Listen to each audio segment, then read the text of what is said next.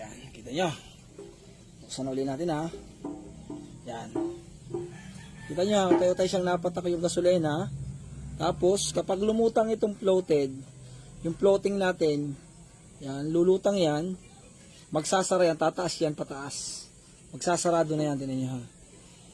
Ayan. Magandang araw sa inyong lahat. At andito na naman tayo para magbigay ng tutorial about sa karburador na umu-overflow. Dahil may nag-request sa atin na ating ka-brother, si Brother Gabriel Cedric Pader. Yan. Cedric Pader Gabriel, shoutout sa iyo brother, ng marami. Para malaman natin kung bakit umu-overflow, nag-order ako ng ganitong product. Overseas po ito kapag in-order. Yan. Floated bowl, ang tawag po dito, pang TMX 155. At ito po ay para sa mga diffuse rod na carburetor na kagaya ng mga Rusi, China Motors. Pwede po yan. At meron itong kasamang O-ring at meron siyang 3 bolt. At marahil nakita nyo itong makinang ito dun sa unang vlog natin na pinaandar natin, Racal 150cc at dalawang klase nga pala ang kanyang Racal 150cc. Meron din siyang Racal na 150cc na kulay itim, ang kanyang kambyo ay 1 down, 4 up. Ito naman ay lahat ay pauna. Okay guys, sa mga gusto pong umorder ng ganitong makina, andito lang sa link ng aking description para maka-order po kayo. Okay, meron din siyang 125. At ito, pinakita ko sa inyo, overflow yung carburetor para makita natin kung bakit umu-overflow at mapaliwanag sa inyo kung ano yung nasisira sa carburetor. Pinabayaan ko siyang overflow para kita nyo yung tumutulo. Yan. At dahil nga, para makita nyo rin na kung papaano nagpapunksyon yung gasolina dun sa ating carburetor, nag-order ako ng floated bowl. Yan. Para makita po natin kung paano pati po mag-adjust ng floater. Okay mga kapalapaan. At siyempre kailangan ng gasolina nito ay libilado sa bowl. Okay. Yan, tanggalin natin to. Tanggalin natin yung original na bowl. Okay yan guys. Natapon na kasi yung gasolina kaya at napakadaming laman. Ito po yung sinasabi ko sa inyong floating. Kalimitan, bago tayo mag-adjust sa part na to, lilinisin nyo munang mabuti yung inyong carburetor. Minsan may nakakalang dun sa loob. Yan, dun sa may tanso may nakakalang. Tapos titingnan nyo mabuti kung wala na siyang nakakalang. Minsan may nakakalang na kalawang galing sa tangke, merong mga dapulak na natuya ng gasolina. Doon nag-o-overflow. Kalimitan naman dun sa jet, yung may dulo. Natilos na, nawawala na yung goma, hindi na maganda yung dikit niya dun sa itaas. Kapag lumutang yung floater, mag-o-overflow na. Kaya yan, gagawin natin, i-adjust natin yan. Pero paalala, bago po tayo mag-adjust ng ganitong floater, kailangan make sure na nahanginan nyo muna yung ito, yung pinaka-loob. Kasi kapag yan ay may kalang lang, wag muna kayong mag-a-adjust ng floater. At kung sakali naman na maganda yung inyong jet, tapos umu-overflow pa, saka kayo mag-a-adjust nitong floater, kagaya nito. Papakita ko sa inyo yan. Ang adjustment niya kasi, kailangan, yan, kita nyo yung, nababa yung pinaka-jet.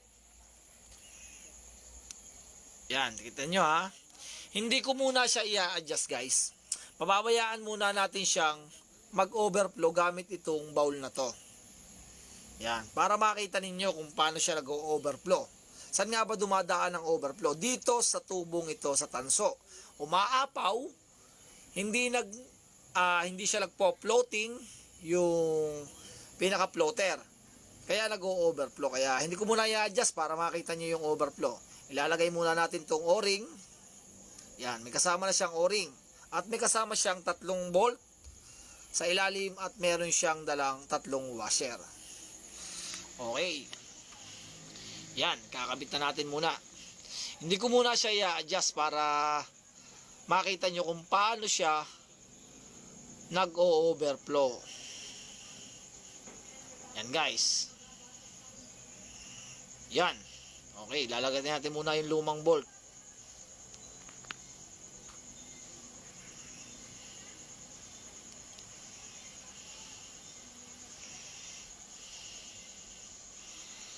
Matibay naman to dahil hinapitan ko siyang hapit na hapit, di naman siya nagkakrak, kaya okay lang. Walang problema, matibay talaga yung kanyang pagka-engineering plastic. Matibay.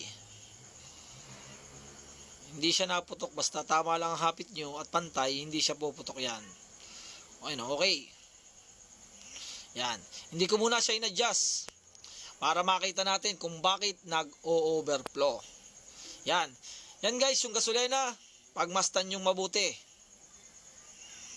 Pagmastan yung mabuti kung paano siya mag-overflow. Yan ha, lalagyan natin ng gasolina at bubuhayin natin. Yan.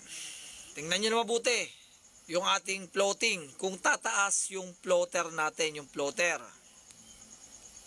Yan, yung pinakabayag. Kung tataas yan. Yan, may gasolina na. Dapat kapag lumutang ang floating,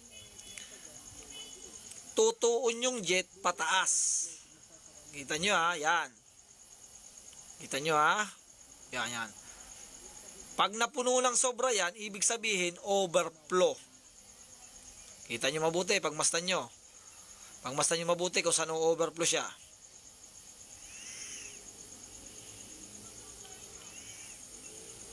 Yan, kita nyo. Tumutulo na siya overflow kagaya nung kanina. Bakit nga ba nag-overflow? Yan, umaawas pa dun sa ibabaw. Bakit nga ba umu-overflow? Dahil hindi nakalabel ang floater sa jet. Kaya ating ile-label yung floating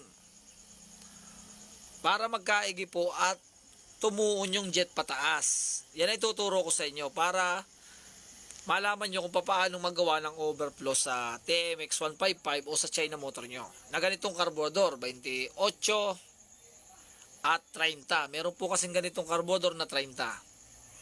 Okay, ito yung sinasabi ko sa inyong floating. Paano nga ba mag-adjust? I-adjust nyo siya, itutuon nyo itong na pailalim. Tingnan nyo ha. Yan. Yan, kita nyo ha. Wait, yan. Yan. Sisikwatin nyo siya, patulak, yun, papuntang ilalim. Dahan-dahan lang, tapos pantayin nyo siya doon at medyo malalim ng bahagya. Kita nyo ha. Kailangan make sure na nalaro pa rin yung ating floater. Tignan nyo, yan. Sasagad natin to. Yan, kita nyo, nakasagad. Tapos yung pagsagad nitong ating floater, nakatuon naman pataas yung jet. Yan o. Pag bumaba, bababa din kailangan yung jet doon sa ilalim. Kaya pag sumobra, kailangan nalaro yung jet para lumutang po yung floater. Okay? Yan o, kita nyo, nababa o. Yan. Yun. Kaya napakaganda po kasi ng ganito, may adjustan. At kung sa TMX naman Alpha, pwede nyo siyang gamitan ng mga sikretong malupit. Pwede nyo rin namang lagyan ng soldering iron para po dahil plastic engineering po yung kanyang floater. Pwede rin at pwede rin naman lagyan ng lata. Pero para sa akin, lata na lang po para maganda. Kasi kung soldering iron, masisira po yung floating. Kailangan mahusay sa soldering iron. Natin. Doon sa engineering plastic. Kita nyo naman oh. Kita nyo naman. Okay. Yan guys, na-adjust na natin. Pagmastan nyo mabuti po yung floating. Kung tataas po yung ating floating. Buksan ulit natin ha. Yan. Kita nyo, tayo siyang napatak yung gasolina. Tapos, kapag lumutang itong floated, yung floating natin, yan, lulutang yan, magsasara yan, tataas yan, pataas. Magsasarado na yan, tinan nyo ha. Tinan nyo. Yan. Pagmastan nyo mabuti guys. Yan. Yun. Yun, naangat yung floating oh. Yan. Yan ang tamang gasolina niyan guys. Yan oh. Yan oh. Okay na oh. Kita nyo. Yan ang ating, yan ang pinaka, yan, ganyan. Okay. Madami na siyang laman, okay na yan. O yan, okay na. Yan yung pinaka, ano niya. Diba? Yan po yung pinaka the best na timpla natin. Tinan nyo guys yung gauge yan. Yan. Kahit itagilid, hindi tutulo dito. Tinan nyo. Kahit mapatagilid, hindi siya tutulo kasi tama yung timpla. Natin nyo. Ayan. Natin nyo po yan. Tagilid natin. Tapos doon. O, yan. Yan yung tamang timpla natin, guys. Kaya, tingnan natin, paanda rin natin. Yung busi ko, nakabitan ko na nung aking carbolor na, yan o. Yan, yan yung tamang level. Yan, kita nyo. Makalog-kalog, paanda rin natin. Pusin natin. Tapos, start natin. Yun. Start na siya o. Yan o.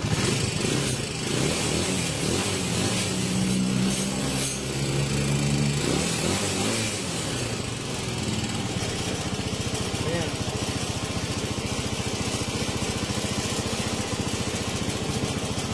Diba?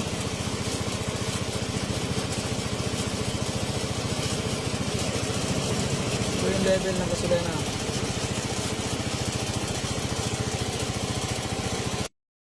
At yan ang mga boss, tapos na yung ating project.